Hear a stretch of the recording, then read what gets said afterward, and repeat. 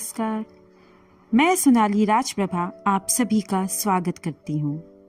साहित्य क्लासिक में आज सुनिए मेरे द्वारा लिखित कहानी जिसका शीर्षक है बालकनी।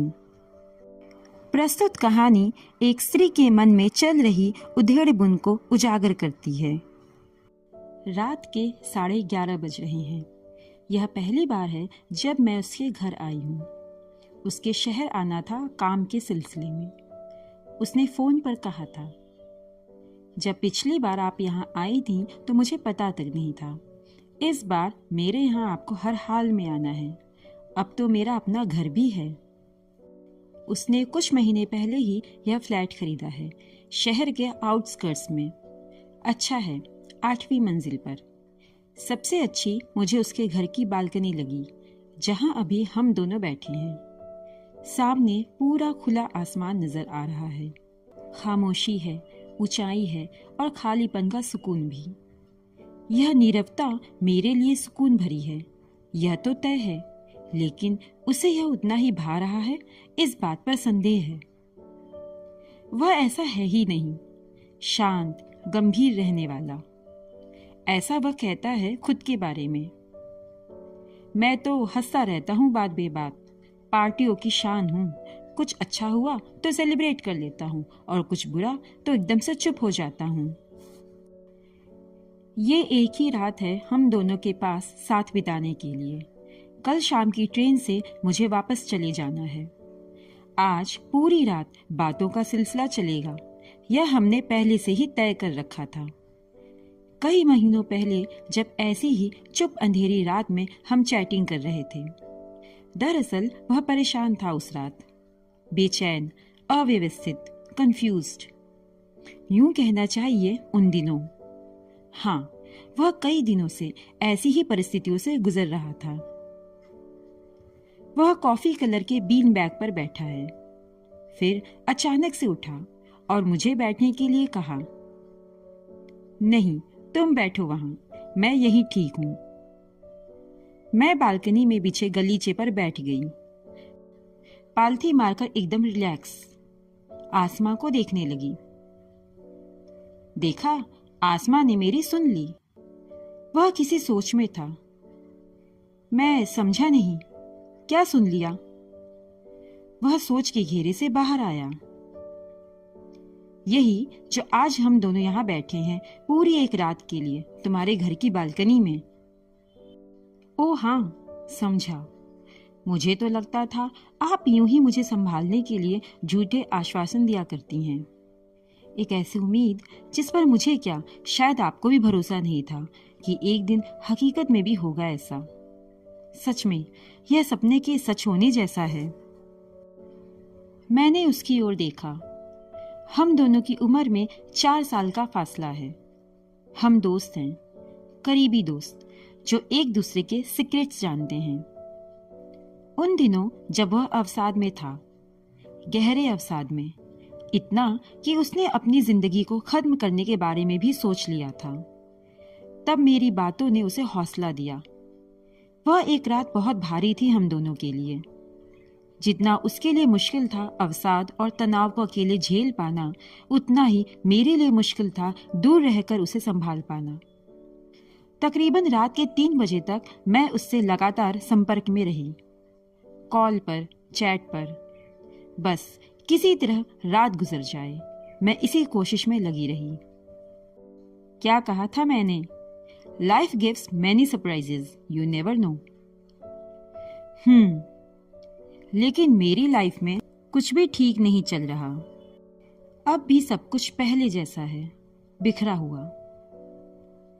अगर सब कुछ पहले जैसा होता तो क्या हम दोनों यहाँ इस तरह बैठकर बातें कर रहे होते?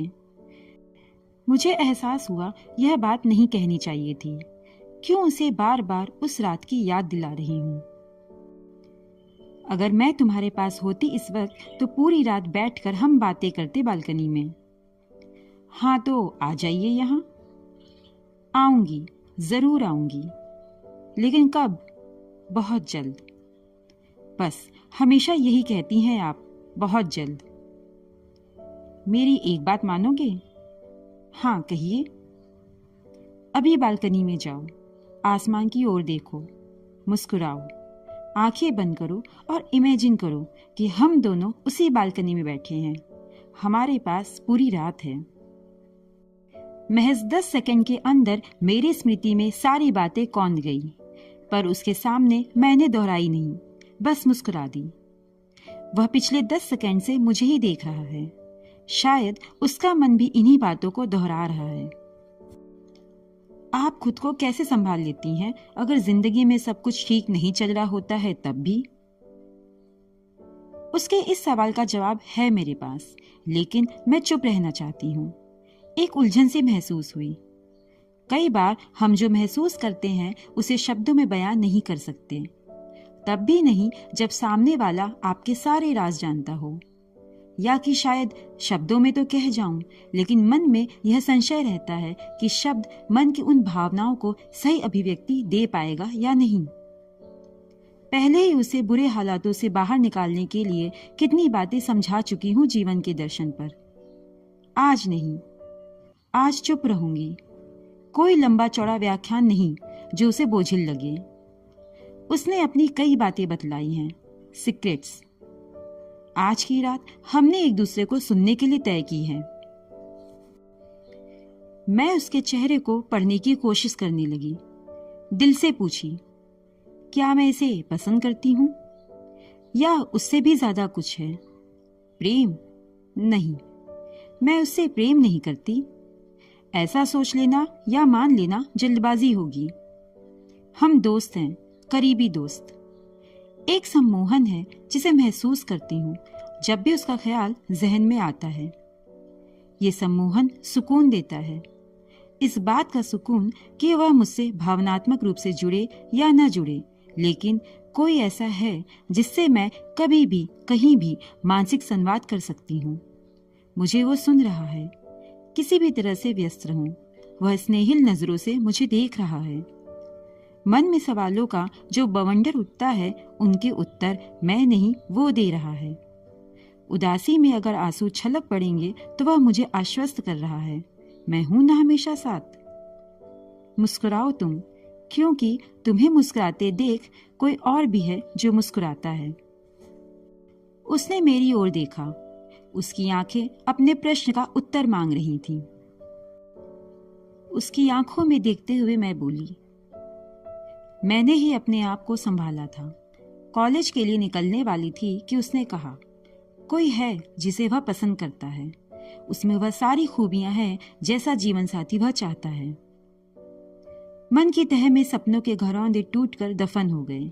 कौन जान पाया? बाहर से एकदम संयत थी। किस बात पर जोर से ठहाका लगाना है या हौले से मुस्कुरा देना है? लोगों के बीच अपनी सजग उपस्थिति दर्ज कराने के लिए कब सर हिलाना है? इन सब पर नियंत्रण था, बिना यह जताए कि अंदर कुछ भी नियंत्रण में नहीं है।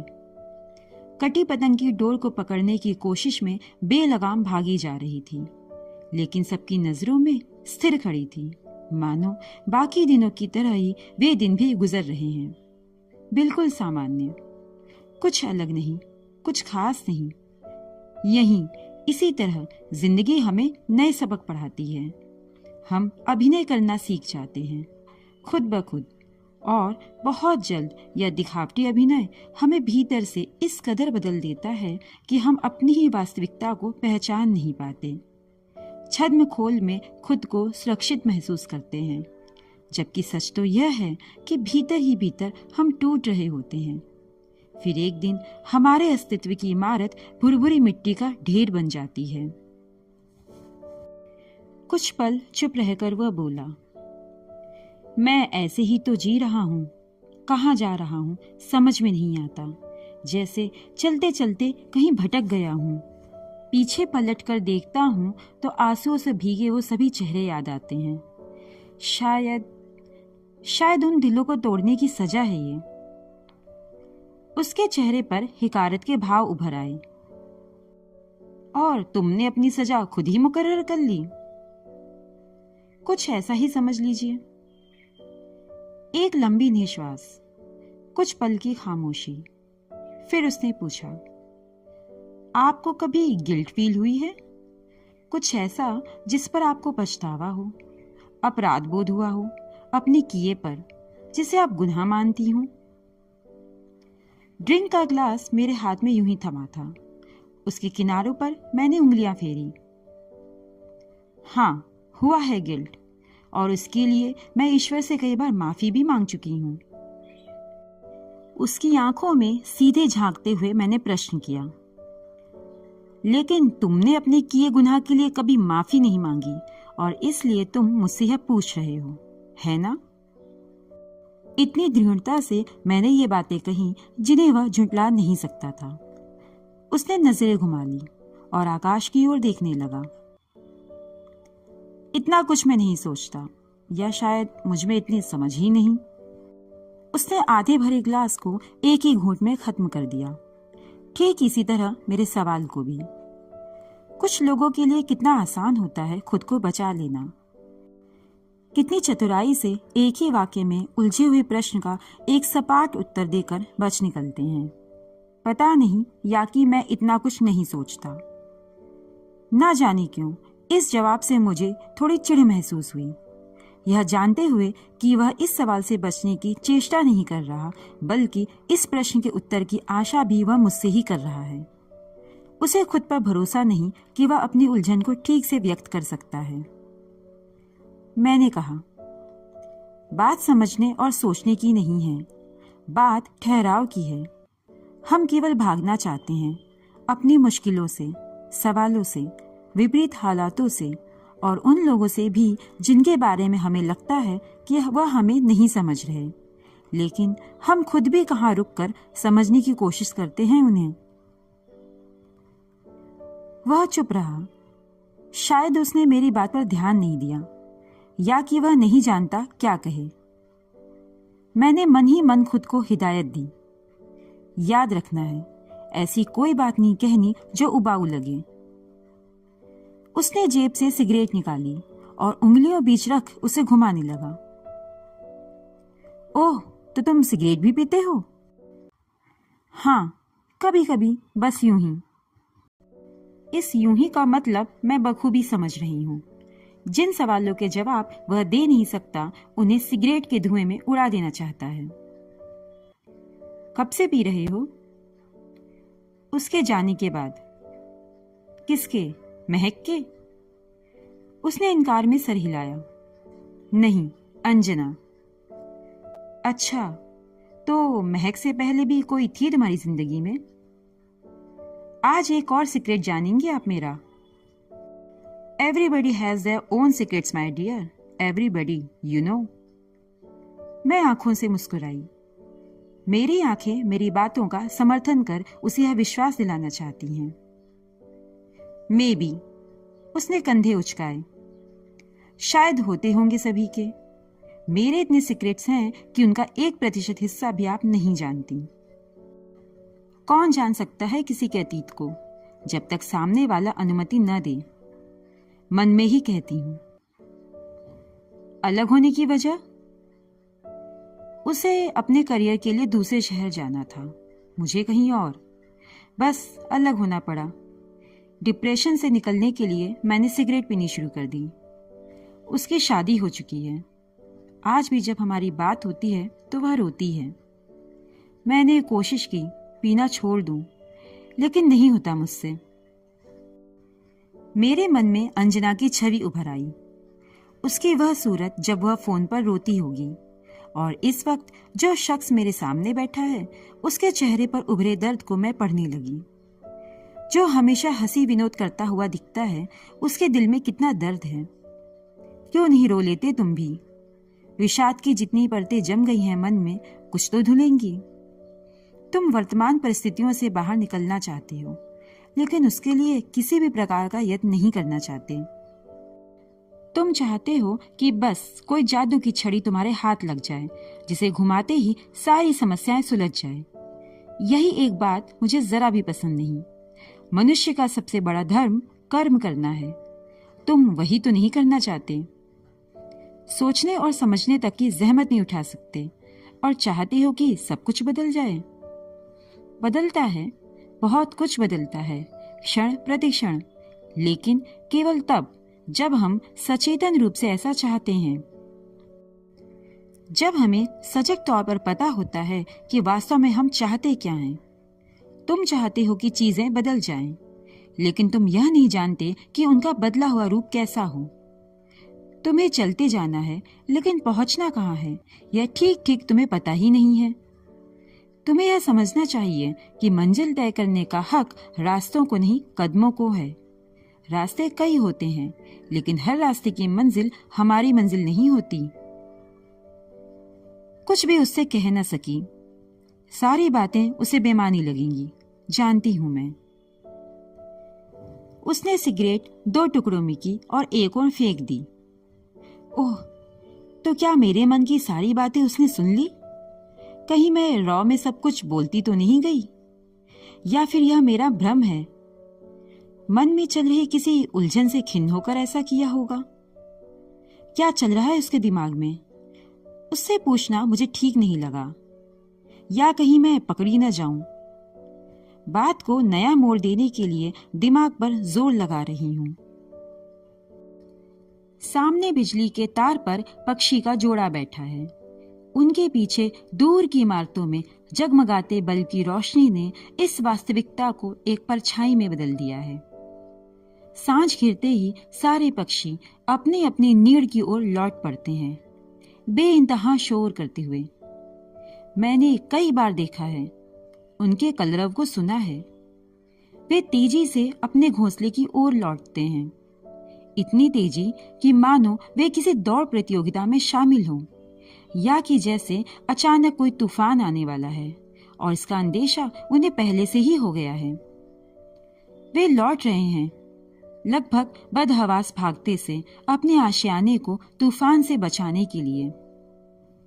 मैं खुद भी तो कई बार लौटी हूं, अपनी ही ओर पूरी ताकत से भरसक जोर लगाकर, किंतु मेरी यह कोशिश लगभग असफल ही रही है हमेशा। इस वक्त सारे पक्षी अपने घोंसलों में सो रहे होंगे और यह जोड़ा यहाँ बैठा है। उसके खामोश मन को टटोलने के लिए मैंने चुप्पी की दीवार को गिराना जरूरी समझा। कुछ देर वह उन्हें देखता रहा, फिर बोला, इन्हें भी मेरी तरह रत जगाई पसंद है।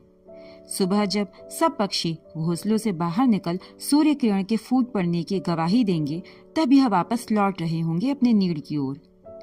क्या हो रहा है और क्या नहीं, इन सबसे बेखबर, सुकून भरी नींद की आगोश में। उसके होंठों पर उम्मीद की दबी मुस्कान उभर आई। तुम्हें किसी और को अपनी जिंदगी में आने का मौका देना चाहिए।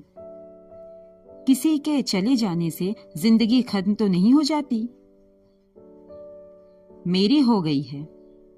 शांत किंतु दृढ़ आवाज में वह बोला, नहीं, बस थम गई है, खत्म नहीं हुई है। फैलाओ अपनी बाहें और दिल से स्वागत करो। क्या पता कोई ऐसा हो जिसकी जिंदगी तुम्हारी तरह एक मोड़ पर आकर ठहर गई हो, वह भी किसी साथी की तलाश में हो। एक संभावित उत्तर की आशा में मैंने कहा। मैं उसकी आंखों में झांकी, हताश, सवालों से भरी, परेशान, मासूम आंखें बरबस अपनी ओर खींचती हुई। यह उसकी आंखों का सम्मोहन है या मेरे टूटे क्लांत दिल की बेचारगी, जो किसी भी सूरत में राहत की उम्मीद किए बैठा है।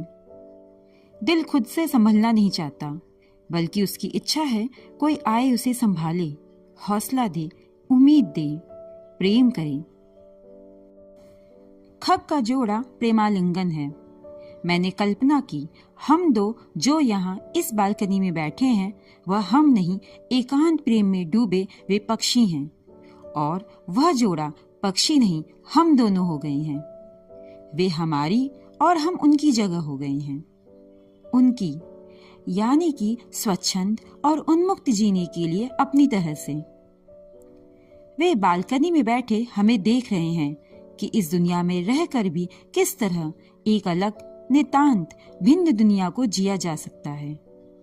प्रेम से ओत प्रोत दुनिया, एकाकी, अलमस्त। यह एक ख्याल था जो अभी अभी मेरी आंखों और दिमाग पर तारी हो गया था, लेकिन यह पहली दफा न था। इस ख्याल को मैं पहले भी कई बार जी चुकी हूँ, गुजर चुकी हूँ इस राह से बड़े ही इम्तिनान और सुकून भरे अंदाज में, जैसे किसी अच्छी कविता या गजल के हर एक हर्फ से गुजरते हैं, उसका आस्वादन आनंद लेते हुए। यह ख्याल इतना रूमानी, मखमली कि न जाने कितनी रातें मेरी आंखों से नींद बेदखल रही और बंद पलकों में दिल के अरमान उफनते रहे। आज जबकि ऐसा लगता है इस अनुमान के पूरा हो जाने के लिए ही हम यहाँ साथ साथ हैं, या हमारी उम्र का फासला संकोच की दीवार खड़ी करता है, या शायद इससे भी कहीं ज्यादा उसके चेहरे की मासूमियत जो लड़कपन का एहसास कराती है, कहीं ना कहीं अपराध बोध, शर्मिंदगी जगाती है मुझ में। ऐसे बदजात ख्याल मेरे दिल दिमाग में आए भी कैसे? फिर लगता है इसमें गलत ही क्या है, क्यों है? सवाल जवाब का क्रम जारी रहता है। आखिर में सब यह कहकर झिटक देती हूँ, ऐसा कभी होने वाला नहीं, तो क्यों खुद को अपराधी महसूस कराऊं? उसके चेहरे पर मैंने नम उदासी देखी। वह रो पड़ा। मैंने उसके हाथ पर अपना हाथ रख दिया। उसने मुझे गले लगा लिया। खुद से पूछी, क्या है? क्या है मेरी इच्छा का चरमोत्कर्ष? क्या मैं अपनी इंद्रियों को नियंत्रण में रख पाऊंगी? या फिर अभी कुछ क्षण पहले मैं जिन नैतिक, अनैतिक, सही गलत, पाप पुण्य के विषय में उलझ गई थी, क्या मेरे संकोच की दीवार इस इच्छा की आंधी में यथावत खड़ी रह पाएगी? संकोच ये एक तरफा ही है, होगा भी क्यों नहीं। इच्छाएं मेरी, भावनाएं मेरी, उनके मुकम्मल होने की जिद और उम्मीद भी मेरी, तो उसके पूरा न होने का आशंका भी मेरी ही होगी। भला उसके मन में यह सब क्यों होगा? ये इच्छाएं मेरे मन में आंधी के वेग से चलती हैं और भावनाओं का ज्वार उमड़ पड़ता है, फिर अगले ही पल एकदम से शांत हो जाता है, जिस तरह अचानक घिराए मेघ की बूंदें उड़ते धूल को शांत कर देती हैं। इस बारिश में ना वह भीग रहा है और ना ही तो धूल की सौंधी खुशबू उसके मन को बेसुध कर रही है। यह तो बस मैं हूँ जिसके अपने बादल हैं, आंधी है, बूंदें हैं, बूंदों से भीगी धूल की महक है। असल में कुछ कहीं भी नहीं और किसी के लिए भी नहीं है। मैं आसमान के रंग को बदलते हुए देख रही हूँ। लगभग धूसर सा नीला रंग हल्का क्यों हो रहा है? भोर हो रही है क्या? लेकिन यह तो होनी ही नहीं थी, रात बीतनी ही नहीं थी। हमने यही तय कर रखा था, या कि शायद अकेले मैंने ही। मुझे उठना था या कि उठ जाना चाहिए था। मैं ऐसा कुछ भी होने देना नहीं चाहती थी, लेकिन समय किसके लिए रुका है? उस पर किसका वश? अपने स्व को उसके भीतर ढूंढने की नाकाम कोशिश कर रही थी, और शायद वह भी। अपनी उलझन और कश्मकश से बाहर निकलने की इच्छा ही दो अनजान के बीच एक रिश्ता कायम करती है। हम दोनों बालकनी से अंदर कमरे की ओर आ गए। लगा जैसे मेरी चाह भी इस बालकनी की तरह अब रिक्त हो गई है। मुझे एहसास हुआ मेरी कोशिश असफल नहीं थी। दरअसल मेरी चाह ही जायज नहीं थी। कमरे में क्या है, कहाँ है, कैसे है? अलमारी, मेज, लैंप, कुर्सी, फ्रेम, यह वह तमाम चीजें दुनिया जहां की भरी पड़ी हैं, सटी हैं, अटी हैं, गिरती हैं, यथावत रख दी जाती हैं। धूल जमती है, साफ होती है, सब कुछ हो रहा होता है, घट रहा होता है, चलता है, रुकता है। बालकनी को सब कुछ पता होता है, फिर भी वह अनजान बनी रहती है। यूं दिखाती कि मैं हूं तो इन सब का हिस्सा, पर मेरी दुनिया वह है जो मेरे सामने खुलती है, दिखती है। भीड़, गाड़ियों को अपने ऊपर से गुजारती हुई कोई सड़क, या किसी और के जीवन में झांकने का अवसर देती खिड़की, या फिर कोई सार्वजनिक इमारत, बूचड़खाना, परचून की दुकान या एक मॉन्टेसरी स्कूल जिसके बड़े से गेट की ओर आंख मलते नन्हे कदम बढ़ रहे होते हैं। कुछ भी हो सकता है, बस बालकनी कुछ भी होना नहीं चाहती। उसे बालकनी ही बने रहना है। ऐसा वह इसलिए बने रहना चाहती है क्योंकि हम जैसे कुछ लोगों के लिए वह एक घर है, पूरी दुनिया है, दिखती किंतु ना मालूम पड़ती सी एक अलग दुनिया। आज इस दुनिया में मेरे एक रात का प्रवास अविस्मरणीय स्मृति के रूप में दर्ज हो गया है। श्रोताओं, आपको यह कहानी कैसी लगी मुझे कमेंट बॉक्स में कमेंट करके अवश्य बताएं। फिर मिलेंगे एक नई कहानी के साथ। धन्यवाद।